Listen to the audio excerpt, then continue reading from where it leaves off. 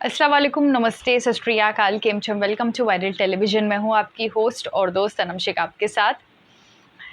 कल Indian idol 14 के Saturday के एपिसोड कंप्लीट हो चुका है एंड एपिसोड मैंने देख लिया है। टोटल 6 परफॉर्मेंसेस हुए थे एंड वोटिंग लाइन्स ओपन कर दी गई है।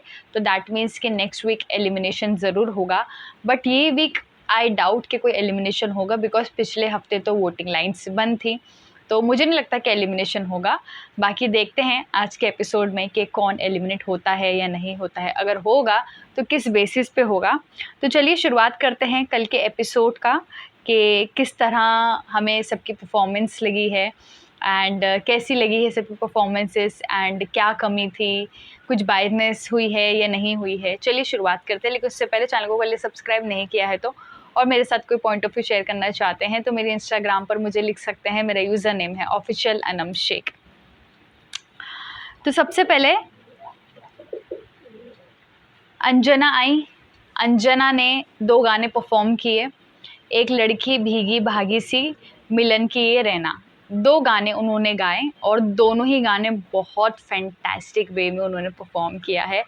मतलब जिस तरीके से उन्होंने मुश्किल जो बीच में कुछ साउंड्स आते हैं उन्होंने उसको भी परफॉर्म किया है एंड उन्होंने अपने अंदाज में जो है इस गाने को गाया है। दोनों ही गानों को मतलब ब्रिलियंट मतलब कि ऐसा लगता है कि कहीं ना कहीं ऐसा ना हो कि अंजना ही इंडियन आइडल की ट्रॉफी ना लेके चली जाए, बिकॉज जिस तरीके से उनकी परफॉर्मेंसेस हो रही है मतलब बहुत टफ कंपटीशन है। मतलब अंजना सभी को आराम से टफ कंपटीशन दे सकती हैं। फिर उसके बाद आए ओबॉम। ओबॉम ने परफॉर्म किया प्यार दीवाना होता है, एक अजनबी से यूँ मुलाकात हो गई।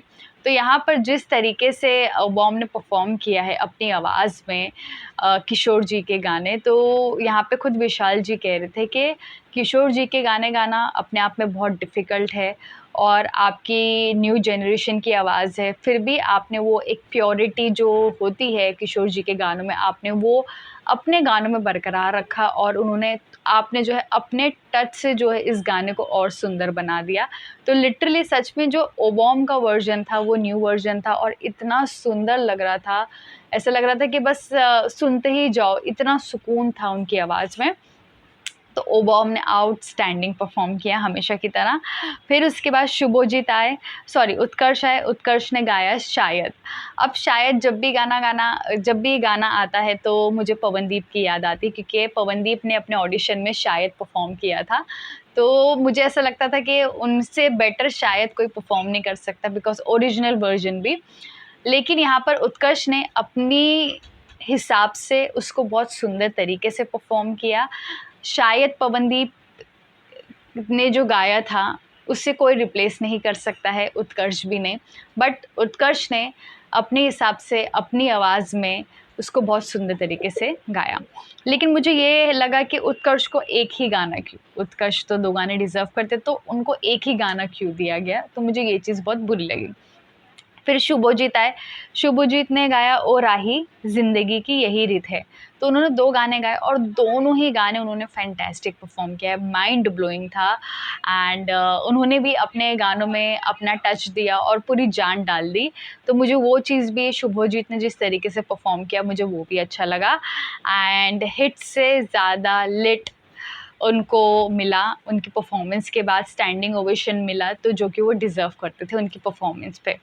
फिर उसके बाद आई मेनका। मेनका ने गाया शिरडी वाले साईं बाबा। तो जब मेनका ने परफॉर्म किया सभी इमोशनल हो गए, सभी की आंखों में आंसू आ गए। और फिर उसके बाद कुमार सानू जी स्टेज पे गए, उनके पैर छुए और फिर उनको आशीर्वाद दिया और कहा कि तुम्हारी आवाज़ सबसे अलग है, आप पे भगवान का आशीर्वाद है। तो लिटरली मेनका ने जिस तरीके से इस खूबसूरत गाने को परफॉर्म किया, मतलब कि माइंड ब्लोइंग था, मतलब दिल खुश हो गया। और उन्होंने जो है हर बार वो अपना एक लेवल क्रॉस करती जा रही है हर एक एपिसोड में, जो कि मुझे बहुत अच्छा लग रहा है। तो यहाँ पर मेनका ने भी बहुत सुंदर गाया और उनको मिला हिट से ज़्यादा लिट, जो कि वो डिज़र्व करती थी। फिर उसके बाद आई महिमा। महिमा ने गाया होश उड़ गए। महिमा को भी एक सॉन्ग मिला एंड उन्होंने जो एक सॉन्ग गाया वो बहुत सुंदर था, बहुत मीठा था। सो यहाँ पे जो चीज़ मुझे सही नहीं लगी वो ये थी कि उत्कर्ष एंड महिमा को एक गाना क्यों दिया गया, क्योंकि वो भी तो कंटेस्टेंट है, वो भी तो 2 गाने डिज़र्व करते हैं। तो ये चीज़ मुझे बहुत बुरी लगी और फिर मुझे लगता है कि ओबॉम को भी हिट से ज़्यादा लेट मिलना चाहिए था एंड हाँ, ओबॉम को मिलना चाहिए था एंड अंजना को भी, क्योंकि दोनों की परफॉर्मेंस आउटस्टैंडिंग थी, माइंड ब्लोइंग थी।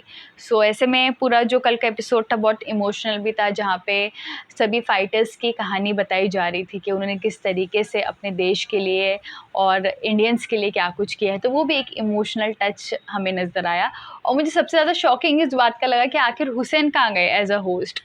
आदित्य क्यों आ गए फिर से इंडियन आइडल में? क्या फिर से हमें वो क्रिंज कंटेंट दिखाया जाएगा, क्योंकि इससे इनको टीआरपी नहीं मिल रही है?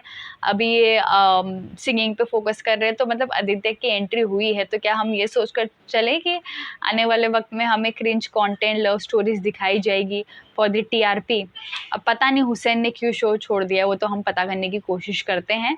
लेकिन खैर, कल का एपिसोड बहुत बहुत सुंदर था एंड वोटिंग डिटेल्स किसको कितने मिले हैं वो मैं आपको नेक्स्ट वीडियो में बताऊंगी। तो फिलहाल आप मुझे बताइए कि आपको सबसे बेस्ट परफॉर्मेंस कल के एपिसोड में किसकी लगी एंड कैसा लगा आपको एपिसोड? मुझे कमेंट सेक्शन में ज़रूर बताइए।